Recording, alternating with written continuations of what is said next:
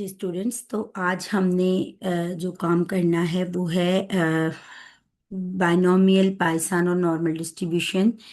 Mini tab पे किस तरह से इनकी प्रोबेबिलिटीज कैलकुलेट की जाती हैं। यहाँ पे मिनी टैब में हमारे पास इनके प्रोबेबिलिटी कैलकुलेटर्स अवेलेबल हैं, वहाँ से हम करते हैं। जैसे ये मैंने दोनों स्क्रीन्स जो हैं वो पैरेलली ओपन की हुई हैं। यहाँ पर देखिए हमारे पास फर्स्ट एग्जांपल जो है बाइनोमियल डिस्ट्रीब्यूशन में, ये हमारे पास है।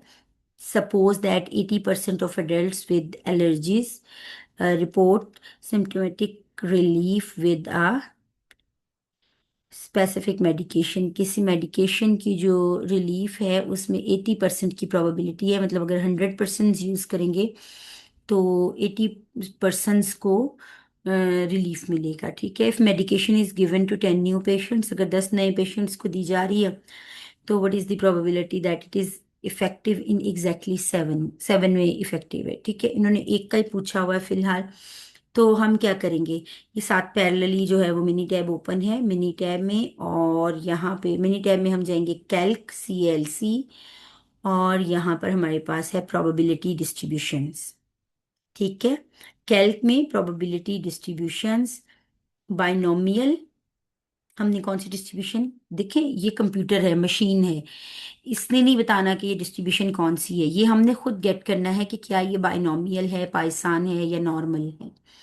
तो ये बाइनोमियल है, तो उसके बारे में बड़ा डिटेल से हमने पढ़ा हुआ है। तो मैंने कैल्क में जाकर प्रोबेबिलिटी डिस्ट्रीब्यूशंस, ये देखें, और इससे आगे एक ड्रॉप डाउन लिस्ट ओपन हुई थी, वहां से मैंने बाइनोमियल को सिलेक्ट किया है। तो अब यहाँ पे दो चीजें हैं, एक प्रोबेबिलिटी और एक कम्युलेटिव प्रोबेबिलिटी। अगर आपको याद हो तो हमने क्यूमुलेटिव फ्रीक्वेंसी भी पढ़ी थी। क्यूमुलेट कर देना यानी इकट्ठा कर देना, एड अप कर देना। तो क्यूमुलेटिव का मतलब होता है कि हर नेक्स्ट वन में प्रीवियस वन ऐड हो रही है। मतलब अगर आप probability of x equal to 5 cumulative probability calculate करेंगे ना, तो इसका मतलब इसमें 0 1 2 3 4 और 5 सबकी ऐड है। लेकिन हमने फिलहाल प्रोबेबिलिटी कैलकुलेट करनी है, उसने एग्जैक्टली 7 का कहा है। So what is number of trials, जो इन्फॉर्मेशन हमने देनी है, what is number of trials. Number of trials कितने हैं, हमने कितने पेशेंट्स को मेडिसिन दी है, तो 10 पेशेंट्स को दी है, तो नंबर ऑफ ट्रायल्स 10 हो गए। E one probability, probability of success यानी पी की वैल्यू आपने यहाँ पे पुट करनी है। तो 80% था, 80% डिवाइडेड बाय 100 इज 0.80। ठीक है, अब आ जाते हैं, वो कहता है कि इनपुट अ कॉलम, क्या आप कॉलम में कोई इनपुट देना चाह रहे हैं, नहीं। तो मैं यहाँ से इनपुट कांस्टेंट कर देती हूँ क्योंकि एग्जैक्टली 7 के लिए करने जा रही हूँ। तो यहाँ पे आ जाएगा 7। ठीक है, इनपुट कांस्टेंट में मैंने 7 दे दिया। अब वो कह रहा है ऑप्शनल स्टोरेज, हमें ज़रूरत नहीं है, मैं चाह रही हूँ कि ऐसे ही वो कैलकुलेट कर दे। ओके करेंगे, तो ये देखिए, ये सेशन विंडो में आपके पास इसका आंसर भी आ गया है। क्या, probability of x equal to, ये देखिए ये इस तरह से आपके पास आएगा, probability of x is equals to 7, और ये आगे 0.2013, और ये पूरी वैल्यूज आएंगी। यहाँ पर देखिए हमारे पास ये आंसर है। तो इस तरह से आप कैलकुलेट कर सकते हो यहाँ से। नेक्स्ट देखें,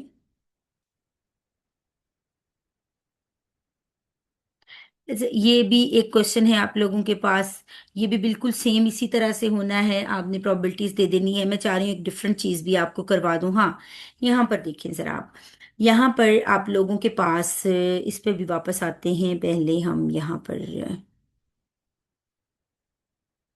अच्छा, ये आ जाता है probability of at most 4 seeds germinated, at least 4 seeds germinated. So you have to calculate the probability of, किसकी प्रोबेबिलिटी कैलकुलेट करनी है, एट मोस्ट है। एट मोस्ट में हमें पता है ये लेस देन और इक्वल टू, यानी ज्यादा से ज्यादा इतना, इससे कम हो सकता है लेकिन, या इसके बराबर हो सकता है, लेकिन इससे ज्यादा नहीं हो सकता। तो हमने ये कैलकुलेट करनी है।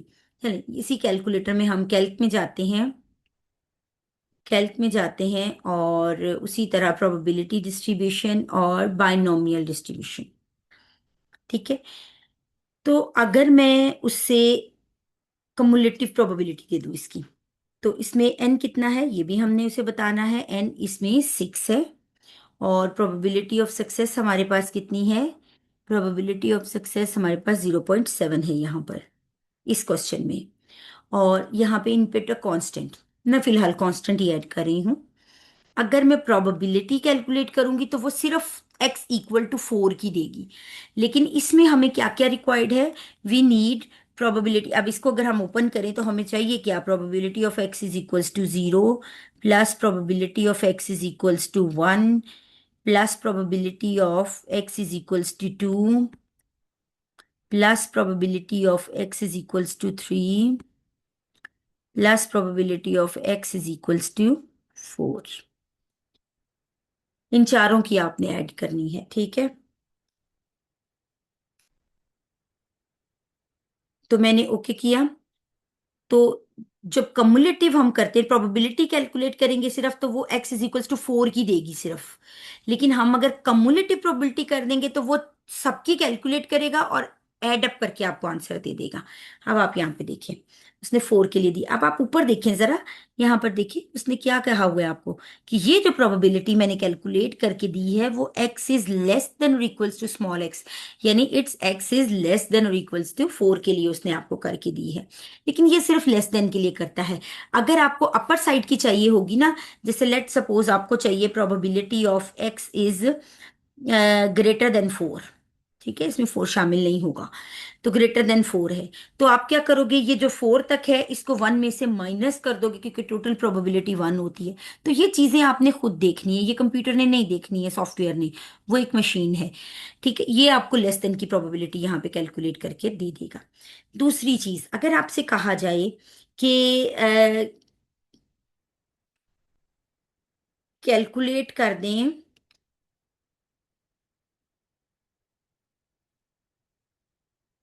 अगर आपसे कहा जाए कि कैलकुलेट करें प्रोबेबिलिटी डिस्ट्रीब्यूशन, जो प्रैक्टिकल में मोस्टली हो सकता है, तो उसमें प्रोबेबिलिटी डिस्ट्रीब्यूशंस में आपने क्या करना है, उसमें फिर 0 से लेकर 10 तक, अगर इसका n 6 है ना, तो उसमें फिर 0 से लेकर 6 तक सारी कैलकुलेट होनी है। तो फिर उसका एक आसान हल ये होता है कि आप x की वैल्यूज यहाँ पे पुट कर लो। 0 पहले कॉलम में, 0, ये देखें, ये मैं इसको इनलार्ज कर रही हूँ, 1 2 3 4 5 6 7 8 9 और 10। आप यहां तक प्रोबेबिलिटीज कैलकुलेट कर लो, ठीक है। अब ये देखो, यहां तक आपने सारी वैल्यूज एंटर कर ली। अब मैं चाहती हूँ कि पी ऑफ एक्स वो यहां पर put कर दे, इन सबकी प्रोबेबिलिटीज यहां तक कर दे। तो मैं कैलकुलेटर में जाऊंगी और प्रोबेबिलिटी डिस्ट्रीब्यूशंस में और बाइनोमियल में, ठीक है। अब वो क्या करेंगे, इनपुट, आपके पास क्या आएगा, इनपुट कॉलम। अब सारी चीजें तो वही रहेंगी क्योंकि क्वेश्चन वही है, इनपुट कॉलम। तो मेरे पास अब अगर आपने यहाँ पे पहले कांस्टेंट था तो ये ब्लैंक था, यहाँ पे इनपुट कॉलम किया है, तो ये देखें यहाँ पे उसने यहाँ पे राइट साइड पे वैल्यू देना शुरू कर दी है। तो आप इस पर डबल क्लिक करें, वो वहां पर आ जाएगा। हाँ, ऑप्शनल स्टोरेज, क्या चाहते हैं कहाँ पर, मैं यहाँ पर C2 लिख दूं, मैं C2 में स्टोर करवाना चाहती हूँ। अगर आप नहीं करोगे तो वो सेशन विंडो में दे देगा।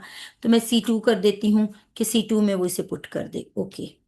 ये देखिए उसने सबकी प्रोबेबिलिटीज उसके सामने जो है ना वो पुट कर दी है। यहाँ पे भी आपके पास हो सकता है, अगर आपको उसकी जो है वो, आपने वहां पे कमुलेटिव नहीं कैलकुलेट की, तो आप लेस देन इक्वल्स टू 4 में आपके पास सारी आ गई हैं, तो आप लेस देन और इक्वल्स टू 4 में सारी की सारी जो है ना वो इनको एडअप कर सकते हो, ये, ठीक है। तो ये आप इस तरह से जो है वो कैलकुलेट कर सकते हो। तो ये आपके पास है बाइनोमियल के लिए। अब आ जाते हैं हम पाइसान डिस्ट्रीब्यूशन की तरफ, कि अगर आपने पाइसान डिस्ट्रीब्यूशन के सेम यही तरीका है, किसी भी डिस्ट्रीब्यूशन, हमें पता है बाइनोमियल के दो पैरामीटर्स होते हैं, एन और पी। आपने देखा उसके कैलकुलेटर को जब हमने ऑन किया तो उसने हमसे इसके पैरामीटर्स ही मांगे थे, एन और पी। इसी तरह जब आप लोगों के पास पाइसान है, आगे देखें यहाँ पर, मैं इधर से पाइसान डिस्ट्रीब्यूशन का कोई क्वेश्चन ऑन ओपन करती हूँ। ये देखें, ये भी पाइसान डिस्ट्रीब्यूशन का है, एक्स इज इक्वल्स टू 2 के लिए, या ग्रेटर देन या लेस देन और इक्वल्स टू 2 के लिए। तो ये देखें, ठीक है, ये, चलिए ये वाला सवाल कर लेते हैं पहले। अब हमें खुद पता है कि ये पाइसान डिस्ट्रीब्यूशन है, अगर उसके लिए करेंगे तो इसके कितने पैरामीटर्स हैं, पाइसान डिस्ट्रीब्यूशन का एक पैरामीटर है और वो म्यू है, यानी उसका मीन। तो हम कैल्क पे जाएंगे, प्रोबेबिलिटी डिस्ट्रीब्यूशन और पाइसान पे, ये पाइसान डिस्ट्रीब्यूशन, ओके। यहाँ पे आप लोगों के पास आ जाएगा। अब वो उसका मीन पूछ रहा है। अगर तो एन और पी की फॉर्म में वैल्यूज हैं, जैसे यहाँ पर हैं, आपके पास एन और पी में आपको एन और पी दिया हुआ था। ठीक है, ये एन था और एन, हाँ एन और ये पी था। तो आपको पता था कि प्रोबेबिलिटी चूंकि लेस देन है, बहुत शॉर्ट स्मॉल है, और जो एन है वो बहुत लार्जर है, तो ये पाइसान है, तो हमने इसको खुद से मल्टीप्लाई करके इसका म्यू कैलकुलेट किया था। तो आपने उसे म्यू कैलकुलेट करके देना है उसको, एन पी नहीं वो लेगा, वो उसका पैरामीटर ही लेगा। तो जब हमने इसको कैलकुलेट किया तो ये 0.5 आया है। ठीक है। अब वो कह रहा है इनपुट कॉलम नहीं, मुझे कॉलम नहीं देना, मुझे simple x is equals to 2 के लिए प्रोबेबिलिटी कैलकुलेट करनी है। ओके करेंगे। ये देखिए जरा, अब मैंने ना इसको चेंज नहीं किया था, ये देखिए इसने एक्स इज, ये आपने ध्यान रखना है, क्या एक्स इज इक्वल्स टू 2 है? नहीं, उसने एक्स इज लेस देन और इक्वल्स टू 2 के लिए दे दी है। बिकॉज यहाँ पर जब मैंने इसका कैलकुलेटर ऑन किया था पाइसान का, तो ये देखिए, तो मैंने इनपुट कांस्टेंट, और ये देखिए यहाँ पे मैंने इसको प्रोबेबिलिटी पे क्लिक करना था। ओके, ये देखिए अब उसने प्रोबेबिलिटी, आप देखिए ऊपर वो खुद भी बता देता है, ये देखिए मैंने x is equal to x के लिए की है, ये लेस देन के लिए की है। तो ये आपके पास पाइसान की आ जाती है। इसी तरह इसकी नेक्स्ट स्लाइड पर एक क्वेश्चन है, यहाँ पर देखें, वो कहता है कि लेस देन और इक्वल्स टू 2, जैसे ये सवाल है ना, ये वाला। तो ये आपको कह रहा है कि लेस देन और इक्वल्स टू 2 के लिए है। ग्रेटर देन के लिए करनी है आपने, ये आपने ग्रेटर देन के लिए करनी है, लेकिन कैलकुलेटर हो या टेबल हो या आपने खुद कैलकुलेशन करनी हो, तो कोई मसला नहीं, आप जिस तरफ को मर्जी कर लो। लेकिन अगर मिनी टैप से करवानी है तो ग्रेटर देन 2 है, तो मिनी टैप आपको अपर साइड की वैल्यू नहीं देगा, वो आपको लेस देन इक्वल्स टू 2 के लिए देगा। तो आप क्या करें, आप लेस देन और इक्वल्स टू 2 के लिए कैलकुलेट करके उसे 1 में से माइनस कर दें, जैसे मैंने बताया था। तो यहाँ भी हम यही कर सकते हैं कि हम लोग कैलकुलेट कर लेते हैं कैलकुलेटर में, और प्रोबेबिलिटी डिस्ट्रीब्यूशंस में, और ये पाइसान में। तो वैल्यूज चूंकि सेम हैं, और हम लोग अब कम्युलेटिव कैलकुलेट कर लेते हैं। ये किसके लिए है? ये है लेस देन और इक्वल्स टू 2 के लिए। तो हम क्या करेंगे, हमने प्रोबेबिलिटी ऑफ अगर x इज ग्रेटर देन 2 करनी है, तो हम इसे 1 में से probability of x is less than और इक्वल्स टू 2 को इसमें से माइनस कर देंगे, ये वाली वैल्यू, तो आपके पास आंसर आ जाएगा। ठीक है। तो इसी तरह अगर हम पाइसान डिस्ट्री हम अगर नॉर्मल डिस्ट्रीब्यूशन पर चले जाते हैं, तो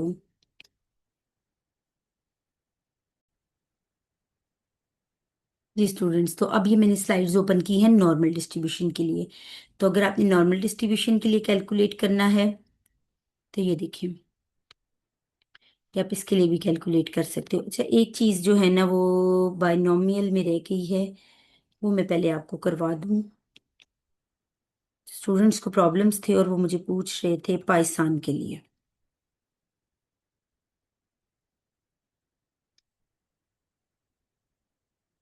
ये देखें जरा, अच्छा एक जो है ना वो नॉर बाइनोमियल और पाइसान के लिए, यहाँ पे कुछ क्वेश्चंस थे इन बिटवीन वाले। तो स्टूडेंट्स को उनमें इशू था, मैं एक दफ़ा उनको भी एड्रेस कर दूं, फिर उसके बाद मैं आगे नॉर्मल पे जाती हूँ।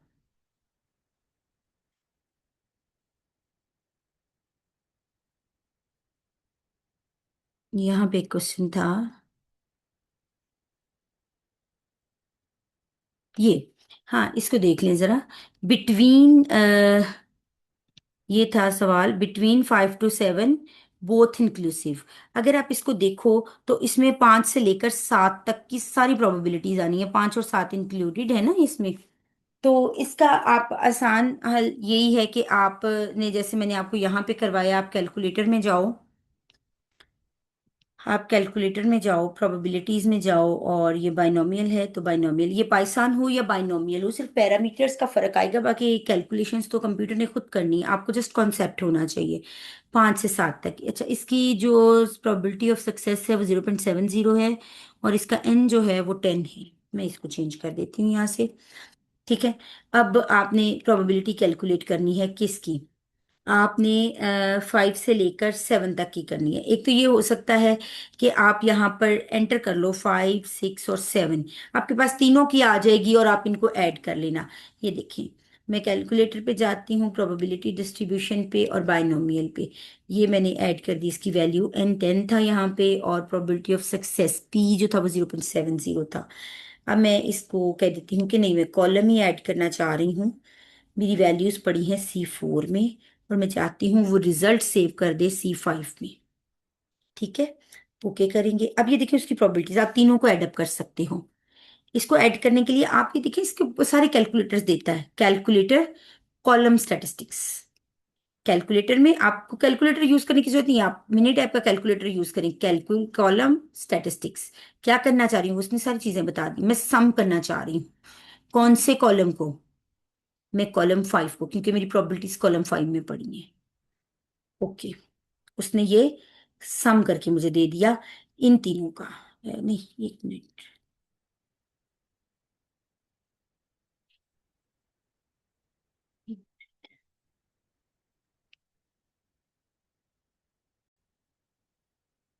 अच्छा, उसने ना ये वन से बड़ा क्यों दिया है? ये भी एक सिचुएशन है कि क्या हमने प्रोबेबिलिटी सही कैलकुलेट की थी? प्रोबेबिलिटी का सम कभी वन से बड़ा नहीं आ सकता। तो मैंने क्या किया था, मैंने क्या गलती की है वो बताते हैं आपको। कैलकुलेटर और बाइनोमियल में जब हमने कैलकुलेशन की थी, तो ये देखिए मैंने क्यूमुलेटिव को क्लिक कर दिया था। हमें यहाँ पर क्यूमुलेटिव नहीं बल्कि प्रोबेबिलिटीज चाहिए। ये देखिए, इसकी वजह से वो वन से बढ़ा रहा था क्योंकि सारी ही क्यूमुलेटिव्स थी। तो अब हम इसको कॉलम स्टैटिस्टिक्स पे ऐड कर देते हैं। ये देखें C5 को, ओके। ये देखिए ये आपके पास आंसर आ रहा है 0.56, इनको ऐड कर लें। या एक और हल हो सकता है, आप इन दोनों की जो है ना वो कमुलेटिव फ्रीक्वेंसीज कैलकुलेट कर लें। बिटवीन के बारे में ये बता रही हूँ। आप एक प्रोबेबिलिटी कैलकुलेट कर लें, दोनों की कमुलेटिव कैलकुलेट कर लें। एक्स इज, हमें कहाँ तक चाहिए? हमें 5 तक चाहिए। तो आप क्या कर सकते हो, एक्स इज लेस देन और इक्वल्स टू 4 कर लो, और कैलकुलेट कर लो probability of x is less than और इक्वल्स टू 7। लेस देन और इक्वल्स टू 7, कमुलेटिव दोनों की कैलकुलेट कर लो। आपके पास इसका भी आंसर आ जाएगा। इसका मैंने 4 क्यों लिया है? क्योंकि इसमें आ जाएगी 0 की, 1 की, 2 की, 3 की और 4 की। इसमें आ जाएगी 0 से लेकर 1 2 3 4 5 6 7। ठीक है, दोनों की जब आपके पास आ गई, ये एडअप होके आंसर आएगा और यहाँ पर ये एडअप होके आंसर आएगा। क्यूमुलेटिव अगर दोनों की कैलकुलेट कर लो सिंगल सिंगल पे, तो फिर क्या होगा? फिर आप ये करो कि आप जब 7 वाले में से ये वाला माइनस कर दोगे ना, तो ये आप लोगों के पास ये कैंसिल हो जाएगा और आपके पास सिर्फ सम रह जाएगा 5 6 7 का। तो ऑप्शंस आपके पास हैं, आप दोनों में से कोई भी कर सकते हो, चाहे बाइनोमियल हो चाहे पाइसान हो। इट्स अप टू यू, आप जिस तरह से भी करना चाहें। लेकिन अगर कोई प्रॉब्लम हो, ना समझ आए, तो आप मुझे दोबारा भी पूछ सकते हो, मैं इसको ज्यादा एक्सप्लेन कर दूंगी। तो अब हमने करना था नॉर्मल डिस्ट्रीब्यूशन को। ये देखिए, ये मैंने नॉर्मल की स्लाइड्स ओपन कर ली हैं। नॉर्मल प्रोबेबिलिटी इसी तरह बिल्कुल सेम, इसका भी कैलकुलेटर अवेलेबल है। और लेकिन नॉर्मल डिस्ट्रीब्यूशन चूंकि एक कॉन्टिन्यूस डिस्ट्रीब्यूशन है। ये देखिए कैलकुलेटर, और यहाँ से आप कैलकुलेट करेंगे नॉर्मल को। ये सेकंड नंबर पे पड़ी हुई है। ठीक है, तो ये देखिए इसमें भी वो ऑप्शन देता है प्रोबेबिलिटी डेंसिटी। नहीं, हमें यहाँ पर नॉर्मल में हमेशा क्युमुलेटिव को कैलकुलेट करना है। नॉर्मल में हमने हमेशा क्युमुलेटिव को ही कैलकुलेट करना है, क्योंकि हमें पता है सिंगल पॉइंट पर कोई प्रोबेबिलिटी नहीं होती कॉन्टिन्यूस में, वो जीरो होती है। ऑल राइट, अब आ जाता है मीन। ऑलरेडी जो बाय डिफॉल्ट वैल्यूज होंगी 0 और 1, यानी कि ये स्टैंडर्ड नॉर्मल की बात कर रहा है। तो अगर आपने कैलकुलेट करनी है ना probability z is less than और इक्वल्स टू, ये वाला पहला ही पार्ट इसका, z इज लेस देन और इक्वल टू 2.5, तो 0 1.0 कॉलम नहीं, हमने कांस्टेंट ऐड करना है 2.5। ओके करूंगी। अब मुझे 0 और 1, क्योंकि स्टैंडर्ड नॉर्मल है ना, जेड है, तो उसका मीन वेरिएंस अगर ना भी दिया हो तो हमें पता होता है कि ये 0 मीन और स्टैंडर्ड डेविएशन 1 है। ओके, तो ये देखिए उसने आपको आंसर दे दिया 0 पॉइंट, ये देखिए 0.993790, और यहाँ हमने लिखा हुआ है 0.9938, मतलब इसको राउंड किया, इस राउंड फिगर को। ठीक है, इस तरह कर सकते हैं।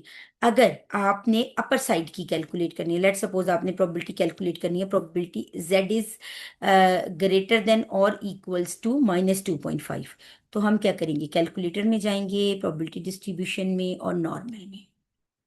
ये करके मैं यहाँ पर एक तो माइनस लिख देती हूँ। ठीक है, अब ये मुझे जो वैल्यू दी है इसने, ये मुझे इसने दी है वैल्यू किसकी, प्रोबेबिलिटी ऑफ यहाँ पे देखें, ये इसने हमें वैल्यू दे दी है probability of z less than, क्योंकि जिस तरह टेबल आपको हमेशा लोअर साइड की वैल्यू देता है, इसी तरह मिनी टैब भी लोअर साइड की वैल्यू देगा, क्यूमुलेटिव है ना। तो ये -2.5 आ गया।